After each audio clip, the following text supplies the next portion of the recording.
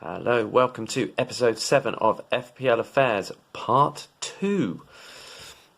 In this part, Jack and I start rambling about squad structure, what our plans are for game week 11, and how we will move forward from there. Anyway, let's carry on cracking, or rambling. And there's Mo Salah. There goes Haaland. He's on his way again. He's hungry. He's scored. Ice-cold precision from Palmer. Kayo Saka. That is a diamond of a goal. Which moving on to our particular sort of plans for game week 11. You said you've made 2 of your 3 free transfers already? Yeah, well, I made the move I was going to make last week, and I did Havertz to Strand Larsen, and I did Foden to Salah, because I have exact money. Which I'm actually, again, everyone's a genius in hindsight, aren't they? You look at it and think, if I'd have done it last week, I'd have got 8 more points or 9 more points. But I don't really play like that. I sort of like look forward rather than look backwards. But I like the fact that I still have Son. I do like the fact that I still have Son. And I think had I gone last week, there's a chance that I'd have done Son to Salah instead. I had the exact money to do Foden and Havertz to Strand Larsen and Son. I do like Strand Larsen. I don't think he's as good an option as Cunha, but I think if you take their prices into account, I think he's a better option. And I have premium midfield. Then you've now got Salah, Son, and Saka. No, I don't have Saka. So I've got Salah and Son, and I have Haaland. But I have Mbeumo, Rodgers, and Smith Rowe as my other 3 midfield options. And I have Chris Wood, big up Chris Wood. Obviously, Strand Larsen, and I have Haaland. But then I have balance. I have what I like to think is balance, because I have Gabriel and Vardy at the back as well. So I've got a 3 premium draft with 2 what I would class as premium defenders in Gabriel and Vardy. Yeah. I have 2 budget forwards in Chris Wood and Strand Larsen, 2 budget midfielders in Smith Rowe and Rodgers. I have a budget defender in Wout Faes, and a couple of 4.5s in 8 Nuri. And I can't think of who the other one is now. Top of mine. No idea. My midfield, I've got Saka and Palmer. Palmer as of last week. So I've got 2 of those premiums. I've got Mbeumo, which is he's that sort of recently playing like a premium but not at the price of one. So he's in the best of the bracket below them. Sort of best of the rest, isn't he, this year? So, and where Haaland's going and where Salah is at the moment, I'm very much looking at the switch from Haaland to Salah, because I've explored different price options, and I had this debate last week with funds. I could have either done Watkins and Diaz to Wissa and Palmer, which is what I did, or I could have done mine's gone blank now, or it could have been Haaland and either Rodgers or Semenyo for Salah and Jackson. So Jackson blanked this week, but Salah didn't. Palmer blanked this week. Wissa blanked this week. Diaz blanked this week. So out of all those players in those main transfer options that I had, Salah was the only one that returned. So do I possibly regret doing the Palmer and Wissa as opposed to the other? Not necessarily.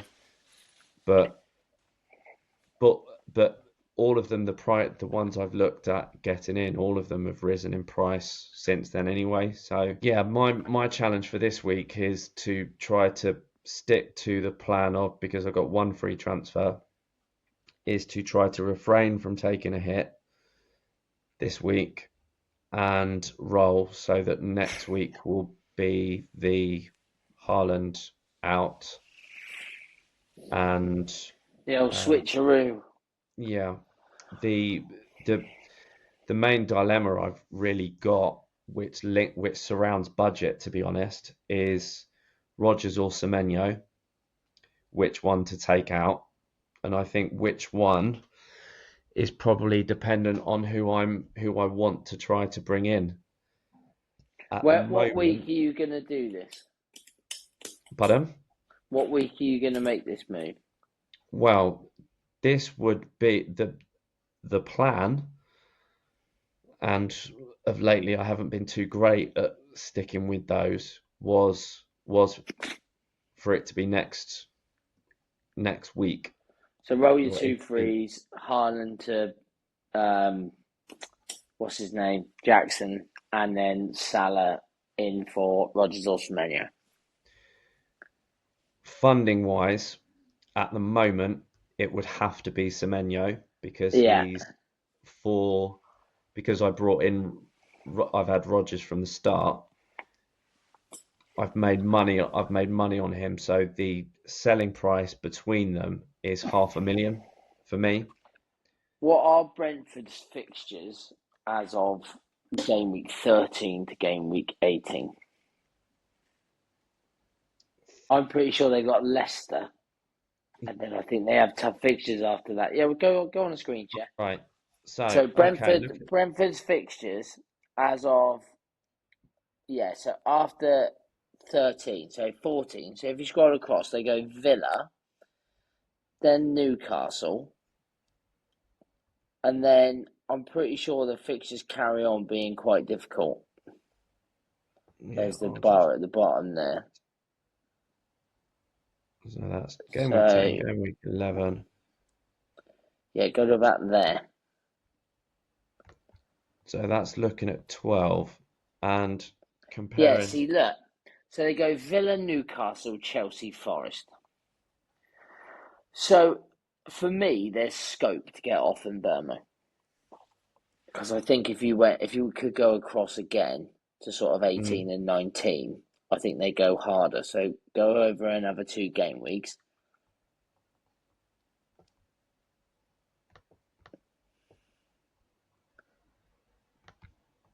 Yeah. So yeah, Brighton, Arsenal.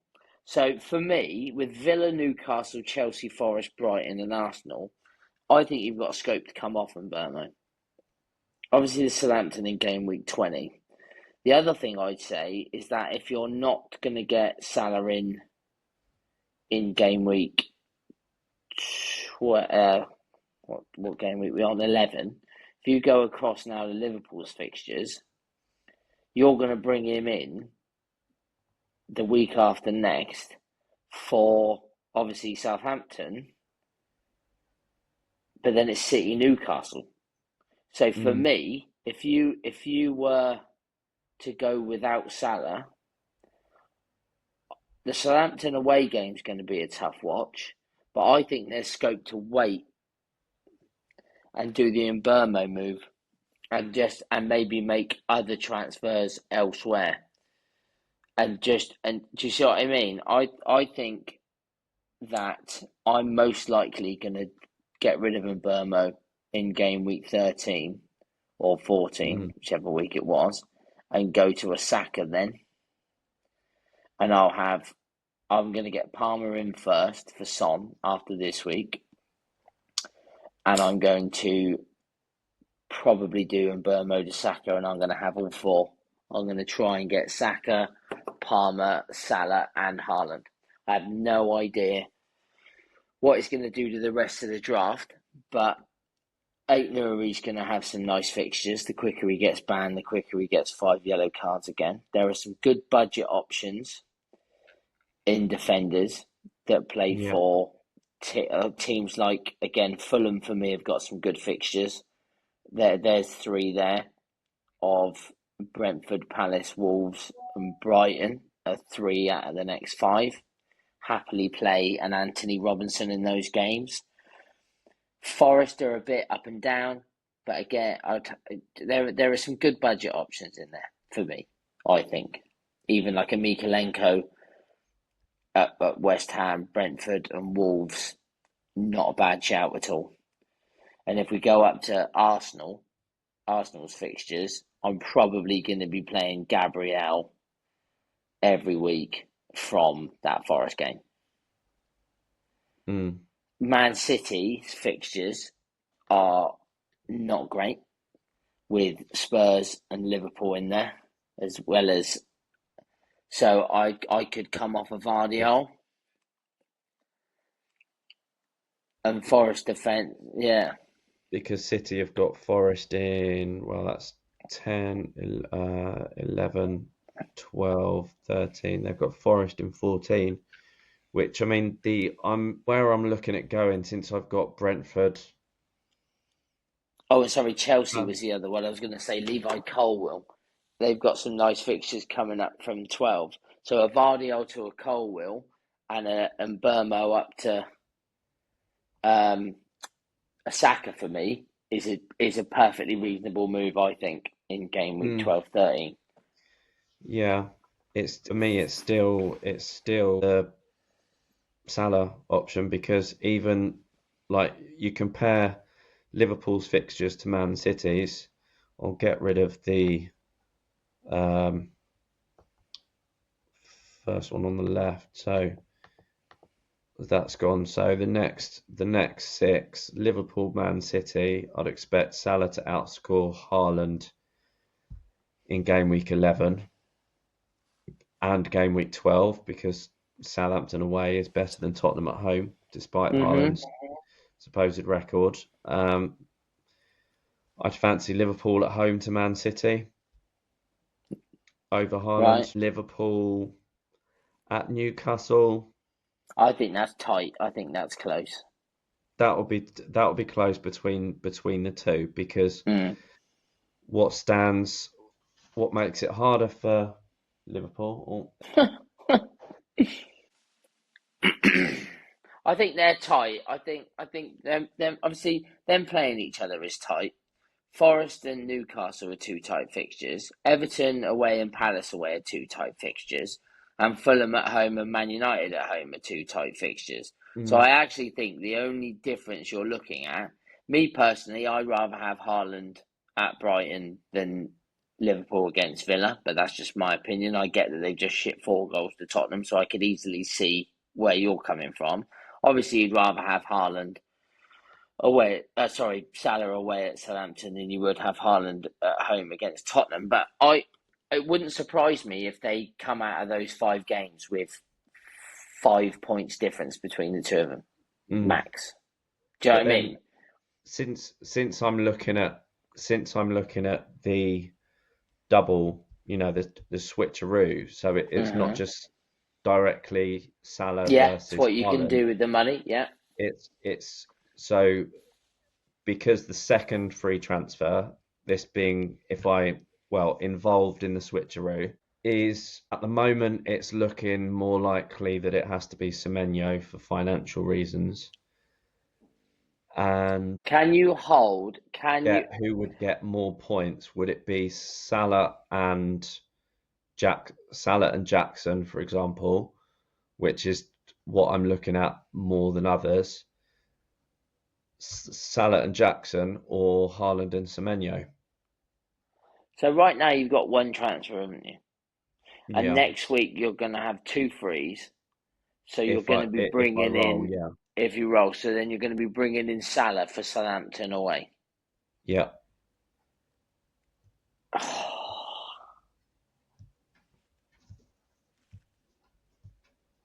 See, I'd almost hold at that point. I think you've got other headaches elsewhere. You're not going to do this because this is just, you're not this manager, which is fine, and I get it. But Robertson's a problem. And that's Yeah. a lot of money that's a problem. So if you were to do Robertson to Colwill, for an example, as a free transfer this week, maybe not this, I get that there are better options for like 1 week. Mm. But if you were to do that, or to like a Livermore or a Lewis Hall, Newcastle have got some good fixtures coming up, or Anthony Robinson with good fixtures throughout the next 4, you take a lot of money out of there. Now, if you go Robinson at 4.7, from Robertson to Robinson, for example, I think that's 1.3 million, if I'm not right, if I'm not Mm. mistaken. So that's a lot of money, mate. Then all of a sudden, you leave it for the Southampton game. Then you think, oh, there's no point bringing him in for the City game. Then all of a sudden, you're sat there at Newcastle. You've got money in the bank. The Salah to Jackson move looks great because Chelsea are coming into they've got Southampton away that week. So, and then you've got a bit of money there. Then you can bring Salah in for Rodgers, keep Semenyo, who, if you scroll up, Bournemouth will have good fixtures if I'm not wrong. Yeah, they'll have, who do they have? Wolves? No. They've got Brighton, Wolves, Ipswich, West Ham, and I think their fixtures carry on to be quite good after that. So you Mm. don't really want to be getting rid of Semenyo, in my opinion. And I don't really want. That's what I mean. You can't have them all, and you can't have them all at the same time. Like looking at Aston Villa's fixtures, Ollie Watkins against Palace, Brentford, and Southampton, all at home. Brentford's defence is shocking. Crystal Palace can't keep a clean sheet. Southampton, we all know how rubbish they are. Do you know what I mean? Ollie Watkins, for me, is a better option than Mo Salah over the next 5 weeks. If you look at the fixtures for Aston Villa and look at the fixtures for Liverpool on paper and just sort of ignore, I would say Aston Villa's fixtures are better.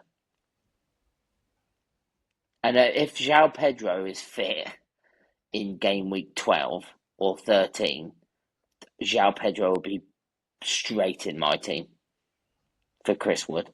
Straight in it. Because with Bournemouth, Southampton, Fulham, Leicester and Palace, that's what I mean. We've just been talking about budget options. But I had this conversation with you last week about whether to bring in Cole Palmer or Mo Salah. I didn't want Yeah. to bring in Cole Palmer because there's no point bringing him in with Man United at the time and then Arsenal. There's 2 difficult fixtures. At least with Mo Salah, you had who'd they just play? Brighton. Brighton, then a Villa, and then a Southampton. So you had 3 easy fixtures, but then of course they got City and Newcastle. So it didn't make sense to bring in Palmer then because he's got 2 hard fixtures, and then I'd have to roll another 2 weeks to bring in Mo Salah, at which point he'd have City and Newcastle. So I kind of So basically did the wrong pairing. I I should have would, done. yeah, I think so. I think I'd have gone Salah last week, and then I'd have waited and left Cole Palmer till game week 12. But you can't do that now. But I would still therefore ask the question: if you waited for game week 14, you would be able to sort your team out to be in a position where you could have Salah and Haaland. Mm. Something You're to not gonna do. You're not gonna do him, and it's fine. But I would just be wary of the switcheroo. I think the longer this drought goes on for Haaland, the more people are going to do it. The more Haaland's going to become a differential. And yes, it's blind faith from me. Do you know what I mean? Yeah, it is blind faith, but he will Mm. win the Golden Boot this year. He is the best striker in the Premier League. Mm. He is Yeah, playing for not the best disputing that. attacking team, and he won't continue to not do very well. De Bruyne is getting fitter. The team is, you know what I mean? They are getting injuries, but he will be back after the international break. Haaland will not continue this drought forever. Mm. And Guardiola won't let them keep losing either. He's obviously the best manager, in my opinion, the Premier League's seen for a long time. So I had a Salah and Haaland draft at the start of the season, and I came off it on wildcard, and all I've done ever since is try and get back on it. I'm now back on it, and I don't see the benefits in spreading either Haaland money or Salah money. I think Both of them will be the top two highest scoring FPL options at the end of the season. To just own both and just figure the rest out. But it is hard because you can't own them all. I mean, I'm looking at, like I said, trying to get Saka, Palmer, Salah, and what's his name, Haaland in. But that means I can't get Watkins. That means I can't get Jackson. That means I might even have to come off of a Gabriel and get out of Arsenal defence to try and free up some funds. Well, my look at over the coming weeks out of some of the routes I had was still with the switcheroo, then rolling in game week 13-ish, I think, to coming on to 14 and having 2 transfers for 14, and I was gonna and that was possibly going to be a mixture of defensive changes then, and also possibly getting onto Watkins, but also which I think if I wasn't priced out of this I'd be severely tempted with Isak potentially, even because I agree. Yeah, I agree. He's got 3 and 3 against Chelsea, Chelsea in the cup, and Arsenal. He can score against anyone. He got, in his first season with us, he got 2 goals at Nottingham Forest. Yes, they're better defensively now.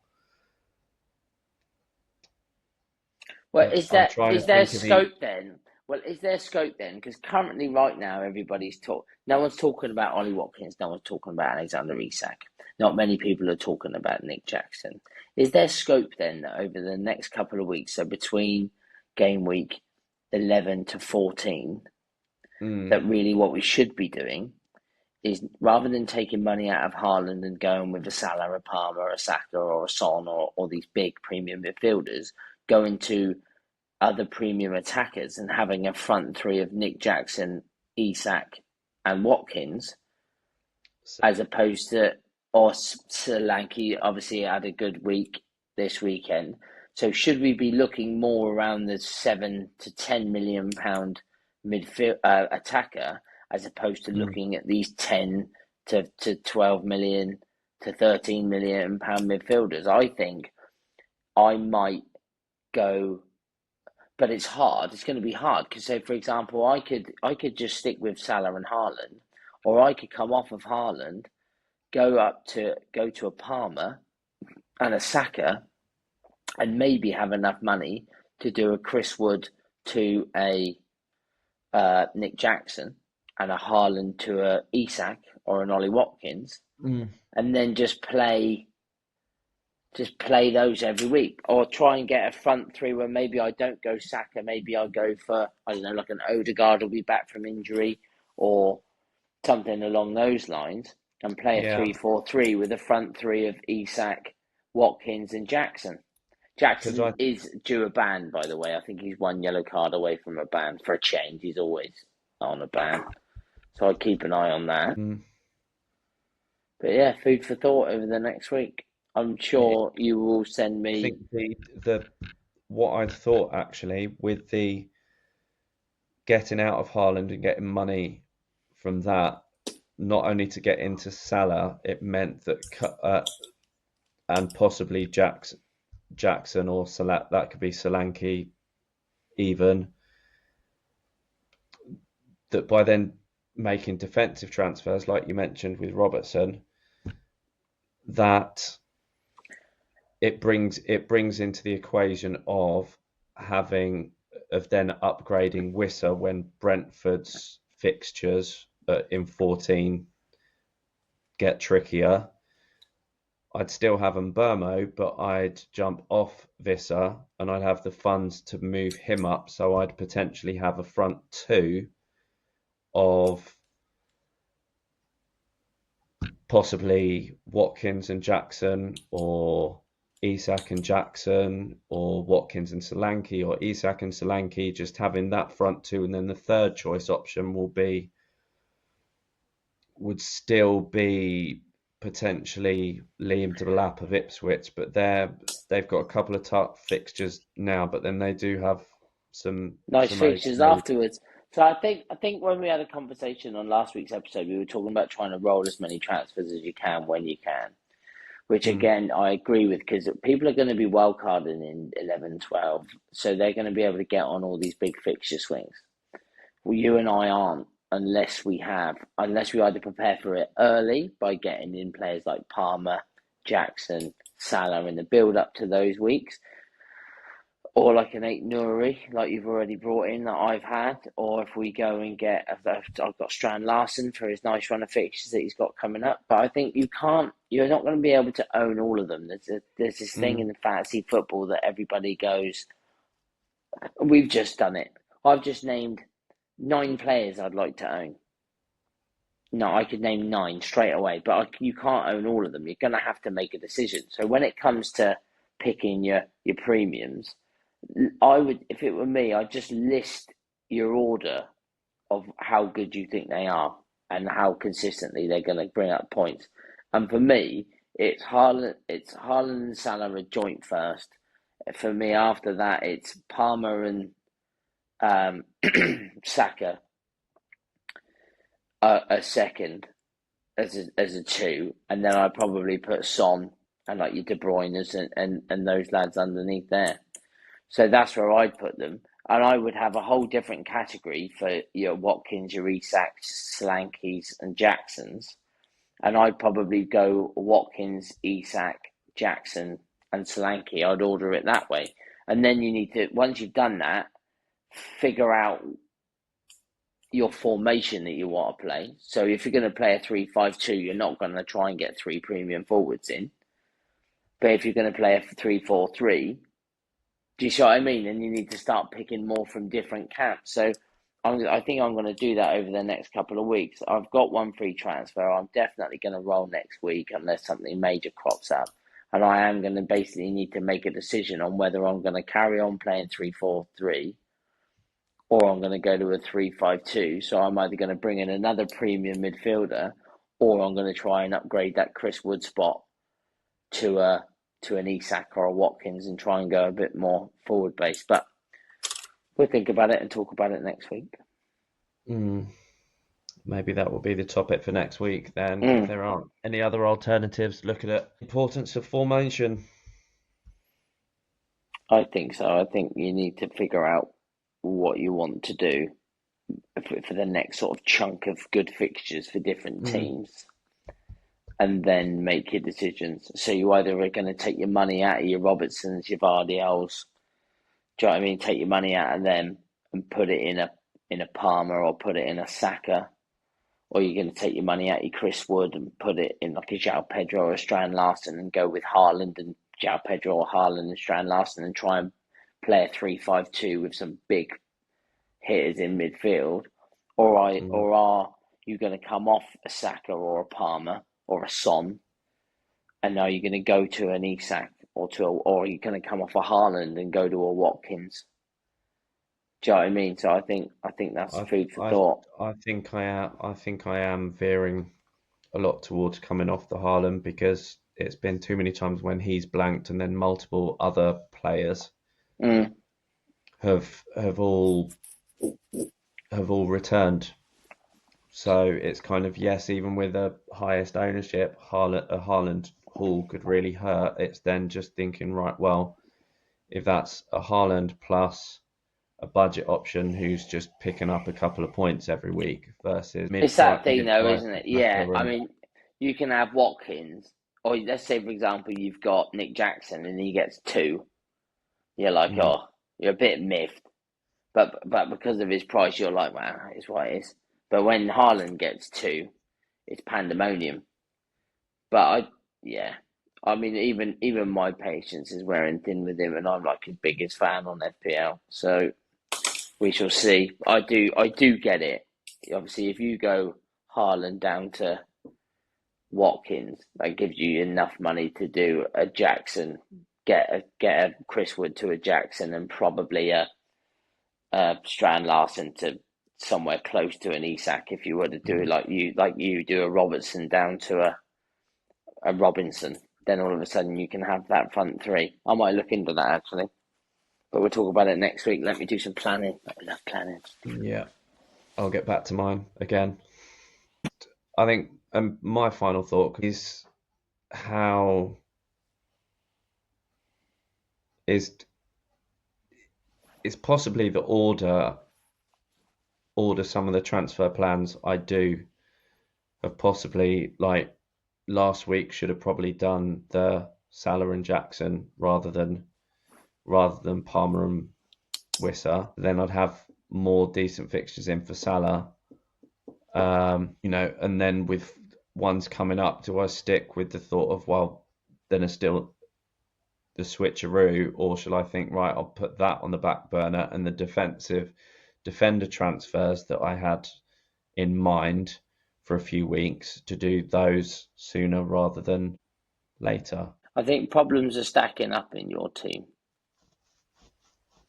They're going to need to be dealt with eventually, aren't they? Yeah, it's with a lot of them, it is it's the which ones to do first.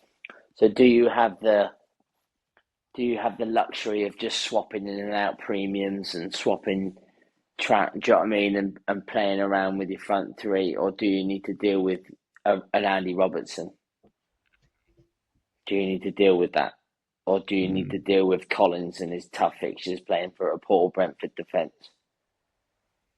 And maybe try and get on other budget options that are doing a bit better. Because that are in better defences. The thoughts of Collins, he wasn't to be one that I'd be playing every single week. He was, but you're having to because of the Robertson problem. So which potentially is right, solve that, and then there is the flexibility, because looking at the plans at the moment is I've got Ait-Nouri playing every week, Gabriel playing every week. They're Fass on the bench every week, which then leaves Collins. At the moment Collins and Robertson. If Brentford have got a tough fixture and I'd want Collins on the bench, then I need the. It's not just a tough fixture. I just think they're a poor defence. And to be honest with you, having Flecken in goal, I don't really like making goalkeeper transfers. I'll probably deal with it on next wildcard, or if I ever get to a position where I've got 5 free transfers, which is, although really like enticing, just never happens.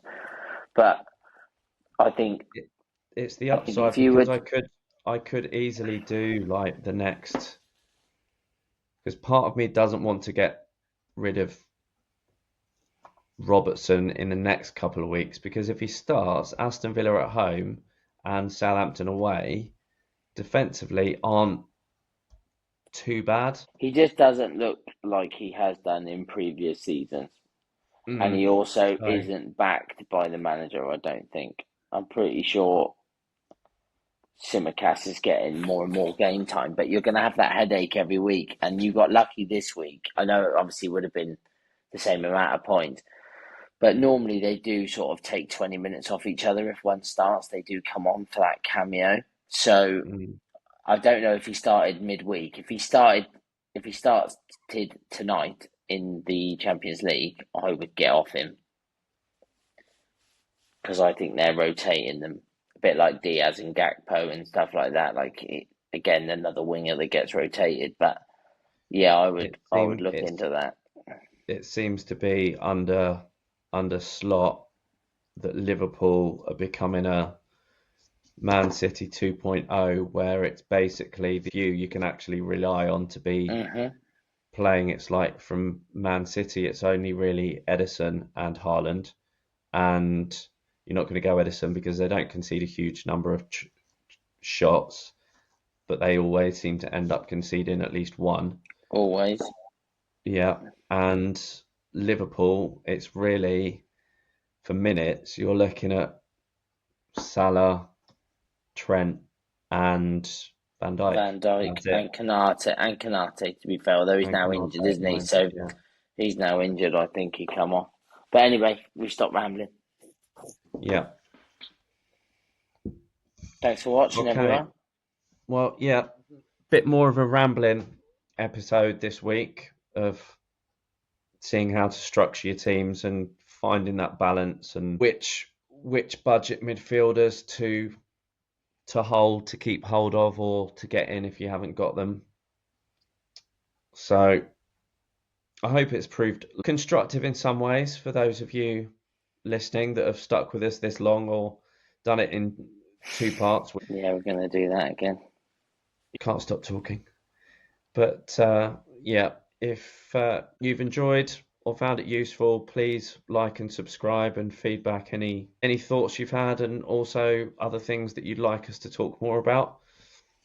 Yeah, and recommend us to friends or like-minded people that enjoy listening to two blokes just talk about fantasy football for far too long and say pretty much the same thing over and over again. And forget what we've said earlier in the episode. Yeah, exactly.